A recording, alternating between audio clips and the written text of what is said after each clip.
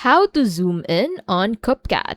Want to highlight a moment in your video? Let's learn how to zoom in on CapCut. So first, go ahead and select your clip. So go ahead and upload your clip into this section. So to be able to upload the clip, simply click on this import button, and then this would take you to your local drive. So select the clip that you want to upload, and then you'll find it here.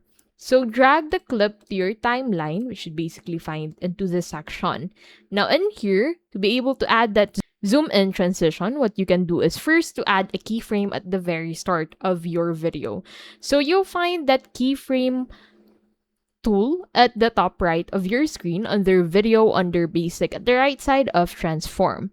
So click on this add keyframe and then go ahead and drag this into that section where you want to zoom in the video, and then go ahead and zoom in the scale, and then automatically a keyframe would be added here. Now once you play the video, you'd find the video zoomed in, and that is how to zoom in on CapCut.